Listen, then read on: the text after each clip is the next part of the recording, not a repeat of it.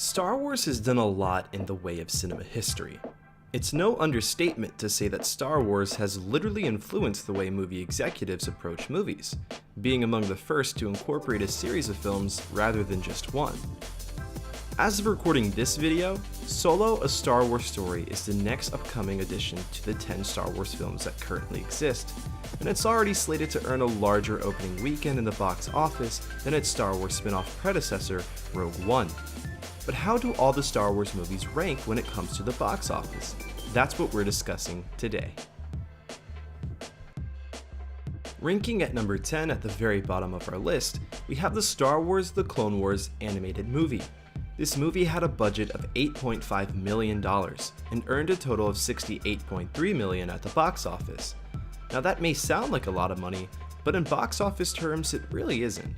Despite that, this movie was a pilot of sorts to its TV series that shared the same name, one that has become very popular among the fan base, spawning characters that went on to appear in Star Wars Rebels series, produced by Disney, and even possibly might extend its ripple to the upcoming series, Star Wars Resistance.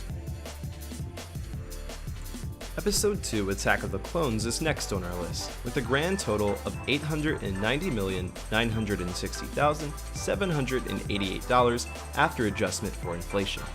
Say what you will about the prequels, but this is by no means a small amount of money.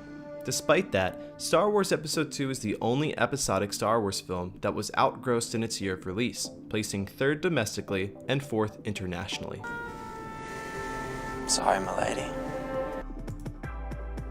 The next film on our list is the first Star Wars anthology film, Rogue One: A Star Wars Story. This was also the second film put out by Disney, which pulled in a total of $1,056,057,273. A definite success, despite having new characters and being a much more dark and grounded tone than its previous series of films. I have to start somewhere. Next on our list is perhaps the darkest in the saga, and the one which gave us the birth of Vader himself. Star Wars Episode 3: Revenge of the Sith was the last installment in the Star Wars prequel trilogy, which, after being adjusted for inflation, made $1,072,651,321. That's a huge amount of money for a film that is kept relevant even today by its curious revival through internet memes. Next on our list is Episode 6, Return of the Jedi. The last installment of the original trilogy has had quite an interesting box office lifetime. The film has had 3 theatrical releases, once in 1983, another in 1985, and its last in 1997, just 2 years prior to the first prequel film's release. Despite its series of releases, the film made $1,132,533,239 after adjustment for inflation. Not a small number by any means, but still less than its previous 2 original trilogy films. Come on, let's keep a little optimism. Halfway through our list is now Star Wars Episode 8, The Last Jedi. The release of this movie was what one can only describe as polarizing. Despite the very vocal group of people who despise the Star Wars prequels, those films at least have a higher rating on their Rotten Tomatoes audience score than The Last Jedi does, with a record low of 46%. Despite this, The Last Jedi made $1,332,416,714. This movie may be full of surprises, pleasant or unpleasant is up to you, but speaking of surprises, Star Wars Episode 1: The Phantom Menace was a highly anticipated film. Releasing 16 years after the last Star Wars film, Episode 6, people were clamoring to see the film that would showcase the rise and fall of Anakin Skywalker. Depending on who you are, you either love or hate this film, but however you feel about it, this movie made $1,500,648,934 after being adjusted for inflation. It's worth noting that this movie had 2 releases though, being the first and only Star Wars prequel to have one. A surprise, to be sure, but a welcome one. As what should be a surprise to no one, Star Wars Episode 5: The Empire Strikes Back ranks among the top 3 highest grossing Star Wars films.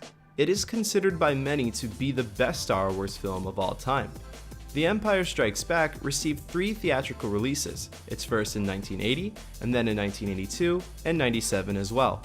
These 3 releases have brought the grand total to $1,507,689,016 after adjustment for inflation. 10 years after Star Wars Episode 3 released, the franchise now belonged to Disney, who debuted their first Star Wars film, Star Wars Episode 7, The Force Awakens.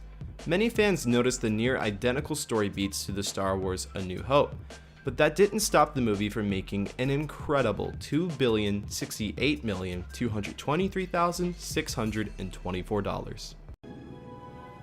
I didn't know there was this much green in the whole galaxy. Interestingly enough, the highest grossing Star Wars film of all time is still the very first Star Wars film, Star Wars Episode 4, A New Hope. Originally just named Star Wars, this film literally changed cinema forever. People were lining up for blocks just to see this film, coining the term blockbuster. A New Hope has made $2,784,186,247 after adjustment for inflation, an amount that will likely never be surpassed by any Star Wars film after it. And that is all Star Wars movies so far ranked in order of box office success. If you've had any video topics you'd like me to cover, comment them down below. Don't forget to like and subscribe for more content like this, and I'll see you in the next video.